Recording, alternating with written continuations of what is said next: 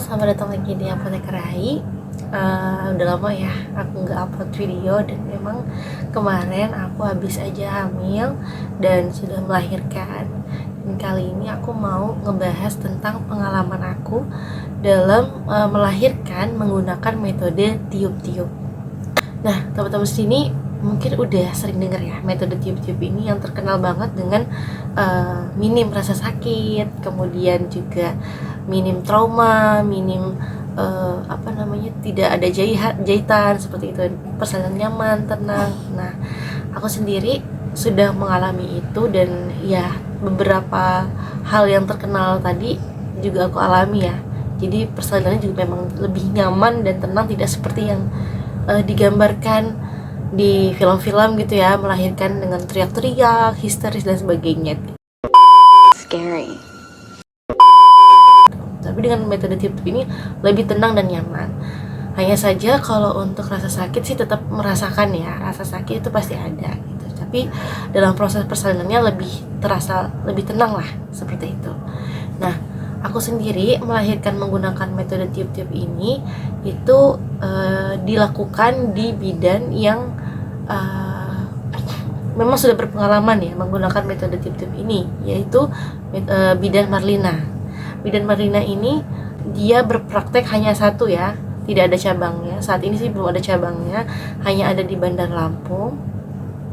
Dan sebelum untuk bisa melahirkan dengan metode tiup-tiup ini, memang harus melakukan kontrol terlebih dahulu kepada bidannya ya. Jadi kalau aku sendiri sih sebenarnya kontrol ke bidannya agak terlambat, itu pada saat ketika bulan ke-8 gitu. Jadi aku sebelumnya itu kontrolnya lebih banyak ke puskesmas atau enggak ke dokter kandungan. Nah, barulah pada saat bulan ke-8 aku datang ke bidan Marlina. Nah, sebenarnya untuk bisa melakukan persalinan dengan metode tiup ini harus ada syarat, yaitu persalinannya itu dilakukan dengan posisi janin itu harus optimal. Jadi tidak boleh keadaannya sungsang seperti itu. Nah, posisi yang optimal itu yang seperti apa? Yang pertama, yang pasti adalah posisi kepala berada di bawah ya, masuk ke dalam panggul gitu, supaya bisa melakukan persalinan tiup-tiup. Kemudian yang kedua, posisi wajah bayi itu adalah menghadap ke belakang, membelakangi ibu, kemudian atau bisa juga posisinya adalah dia menghadap ke kanan ibu gitu. Nah, tapi tidak menutup kemungkinan juga kalau misalnya bayinya itu menghadap ke kiri ibu juga masih bisa, tapi itu dia kurang optimal gitu ya, agak susah gitu untuk melakukan metode tiup-tiup. Nah, terus gimana kalau misalnya ternyata selama kehamilan di beberapa kali diperiksa ternyata posisinya sungsang, atau misalnya menghadapnya ke depan gitu atau ke kiri seperti itu. Nah, nanti bidan akan memberikan PR ya. Nah, pada saat pertama kali aku datang ke bidan Marlina, posisi janin aku apalagi sudah di bawah gitu ya, tapi masih menghadap ke kiri gitu. Jadi kemudian bidan menyarankan untuk aku melakukan yoga. Nah, kebetulan juga bidan Marlina ini dia menyediakan nih yoga untuk ibu hamil, dan aku pun ikut. Saat itu aku cuma ikut sekali aja sebenarnya, dan setelah sekali gitu ya aku ikutin yoga, kemudian bulan berikutnya aku datang lagi ke bidan untuk kontrol. Alhamdulillahnya posisinya sudah optimal gitu ya, sudah menghadap ke kanan seperti itu. Selain itu juga ya, untuk syarat tadi kan selain posisi optimal dia harus masuk ke dalam panggul ya. Nah, di situ aku sempat terjadi agak kesusahan gitu ya, supaya bayinya ini benar-benar masuk ke dalam panggul. Jadi aku diberikan beberapa PR ya, supaya posisi janin itu semakin bisa masuk ke panggul, dan posisinya saat itu juga aku sudah semakin mendekati HPL ya. Jadi aku dikasih PR yaitu jalan pagi, yaitu minimal setengah jam. Terus kemudian kemudian ditambah lagi sampai 1 jam.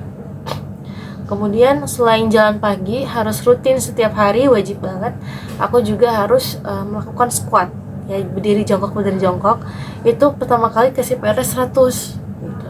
Nah aku bandelnya aku waktu itu aku nggak ngerjain ya, jadi janinnya nggak masuk, akhirnya langsung dikasih PR selama 300 ya, sehari 300 kali jongkok berdiri atau squat seperti itu.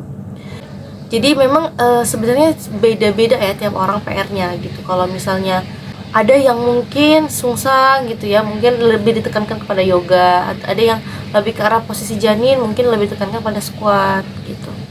Terus juga ada PR lagi, misalnya supaya vaginanya elastis ya, supaya tidak robek pada saat proses persalinan, itu juga ada PR namanya pijat perineum ya, pijat perineum daerah vagina itu dipijat-pijat gitu. Nah, bagaimana pijatnya nanti teman-teman cari aja ya di internet, sebenarnya udah banyak gitu, tentang bagaimana cara pijat perineum. Nah, kebetulan aku ya PR-nya cuman sedikit sih gitu ya, tinggal mengoptimalkan lagi posisi janin gitu dengan cara masuk panggul dengan squat gitu, 300 kali dalam sehari gitu. Nah, dan memang benar setelah aku betul-betul menjalankan PR itu, yang sebelumnya itu dia belum begitu masuk banget ya panggul, setelah 300 kali sehari selama seminggu itu betul-betul bisa masuk banget gitu. Dan sampai hari tiba di hari H persalinan. Oh ya, sebelumnya gini, jadi aku itu mendekati HPL ya. HPL itu kan pada saat kehamilan 40 minggu itu aku tuh nggak merasakan kontraksi gitu. Nah ternyata setelah dicek memang ambang rasa sakit aku tuh tinggi. Aku udah bukaan 2 gitu, sebenarnya udah kontraksi, cuman aku nggak ngerasa kalau itu kontraksi. Tapi bukaan 2 aku ini lumayan lama gitu. Sementara udah mendekati HPL. Jadi aku memutuskan sama bidan saat itu, kalau misalnya sudah lewat HPL itu mau induksi aja gitu ya, biar segera aja lah, biar cepat, biar janinnya juga nggak terlalu gede gitu.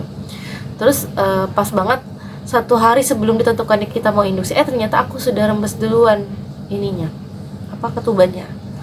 Jadi aku datang ke bidan, terus abis itu aku masih bukaan 2 tuh saat rembes gitu kan. Akhirnya yaudah deh diinduksi aja gitu kan, karena memang aku ada rencana mau induksi juga pakai obat oksitosin. Aku dikasih obat oksitosin setengah pil, terus diobservasi, oh ternyata setelah beberapa jam naik bukaannya gitu. Dan akhirnya aku datang waktu itu jam 10 pagi dikasih obat, terus jam 5 sore, dan sebelum persalinan tuh aku minum obat lagi, induksi lagi gitu, setengah pil lagi. Terus abis itu bisalah aku melahirkan dengan metode tiup-tiup.